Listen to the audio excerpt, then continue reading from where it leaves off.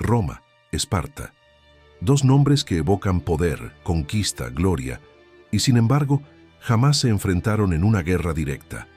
¿Cómo es posible que dos de las civilizaciones más temidas de la antigüedad jamás cruzaran espadas en un campo de batalla?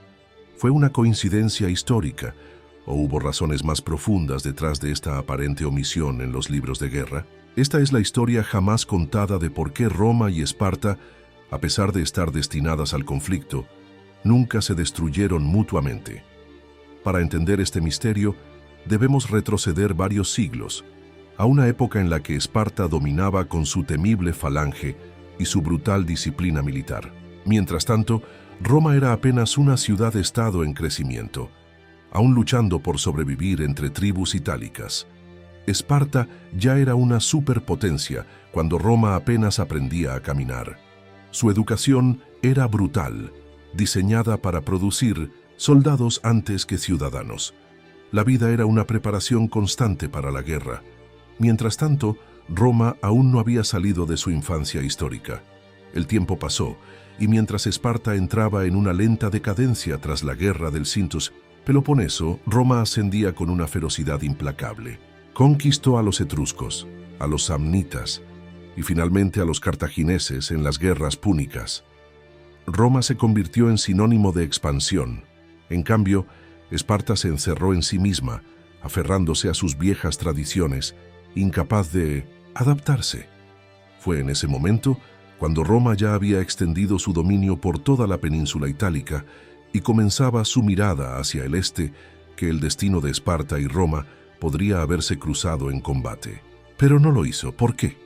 Una de las razones principales fue el momento histórico. Cuando Roma empezó su conquista del mundo griego, Esparta ya no era la Esparta de Leónidas. Había perdido gran parte de su poder político y militar.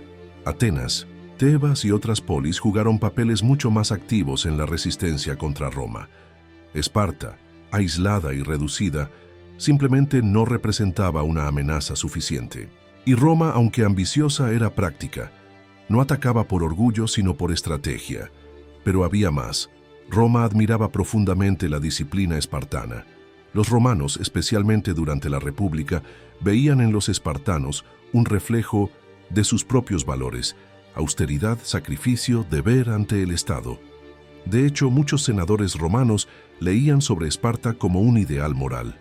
Para Roma, destruir Esparta no era necesario ni conveniente. Además, Roma sabía algo esencial: una Esparta destruida se convertiría en un símbolo de rebeldía. Una Esparta preservada sería un recordatorio viviente de la superioridad romana. Así, cuando Roma finalmente absorbió Grecia, lo hizo con una mezcla de fuerza y diplomacia. Esparta fue anexada, sí, pero nunca destruida. No hubo saqueos, no hubo genocidio. Fue más bien una rendición silenciosa. Roma entendía el poder del mito, y Esparta ya no era una amenaza. Era un mito viviente, un símbolo. Y los símbolos, si se manejan bien, son más útiles vivos que muertos. Pero la pregunta sigue siendo: ¿qué habría pasado si ambas potencias se hubieran enfrentado en su apogeo? ¿Podría la disciplina de los espartanos haber resistido a la organización romana? ¿Podría la falange haber vencido a la legión? Tal vez. Pero esa guerra jamás ocurrió, porque la historia a veces no está escrita con sangre, sino con silencios. Y este silencio entre Roma y Esparta nos dice más de lo que aparenta. Nos habla de respeto, de estrategia, de un poder que sabe cuándo luchar y cuándo absorber.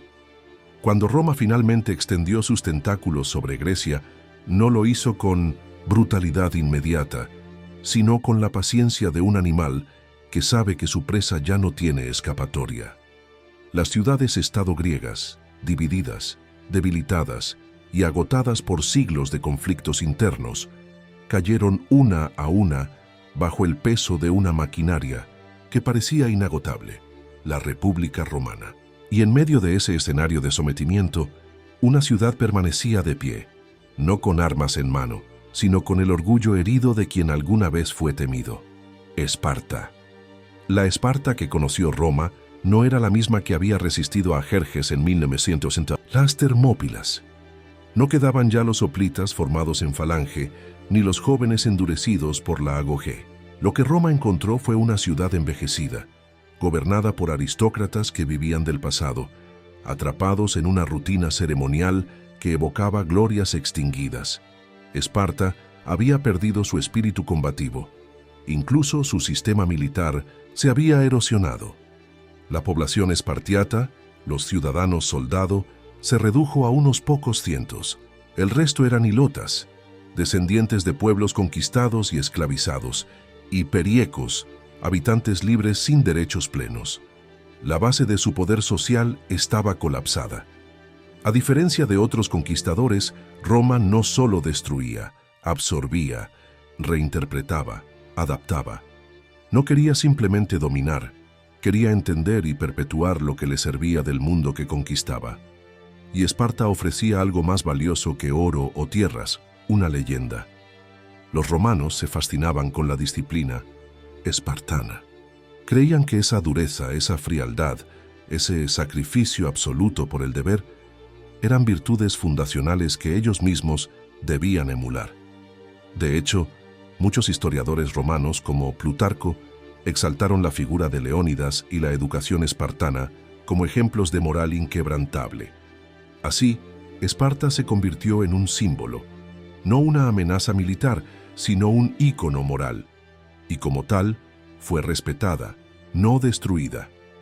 Para Roma, atacar Esparta habría sido como romper un espejo que solo reflejaba su propio ideal. La política romana en Grecia fue pragmática. Castigaban a los rebeldes, recompensaban a los sumisos y preservaban las ciudades que representaban el espíritu clásico. Esparta no ofrecía resistencia, no tenía alianzas peligrosas, no conspiraba contra Roma. Era, en términos prácticos, irrelevante. Por tanto, destruirla no ofrecía ningún beneficio militar ni simbólico. En cambio, mantenerla viva ofrecía algo mucho más poderoso, un recordatorio viviente de cómo las grandes civilizaciones pueden caer si no se adaptan. Roma transformó Esparta en un sitio de peregrinación cultural. Durante el periodo imperial, la ciudad fue remodelada. Se construyeron teatros, monumentos, termas, incluso un templo a Augusto. Todo bajo la administración romana, pero conservando el nombre y parte del orgullo espartano. Turistas del mundo romano acudían para ver los restos de los antiguos guerreros. Algunos incluso participaban en recreaciones rituales, donde los jóvenes eran azotados públicamente para mostrar su resistencia, una práctica heredada de la antigua agogé. No era más que una representación, pero mantenía viva la imagen de una Esparta feroz, ahora domesticada. El destino final de Esparta fue convertirse en un ejemplo, no de gloria eterna, sino de advertencia. Su caída no fue provocada por una guerra externa, sino por el estancamiento, la rigidez, la negativa a abrirse, a cambiar. Roma la preservó, sí, pero no por compasión, sino porque necesitaba de su sombra para construir su luz. Así, el conflicto entre Roma y Esparta nunca se libró con espadas ni catapultas. Fue una guerra de ideas. Roma no necesitó conquistar Esparta por la fuerza. Lo hizo ideológicamente, absorbiendo su mito, utilizándolo para alimentar su propia narrativa imperial. Mientras Esparta desaparecía del escenario político, Roma se apropiaba de su esencia.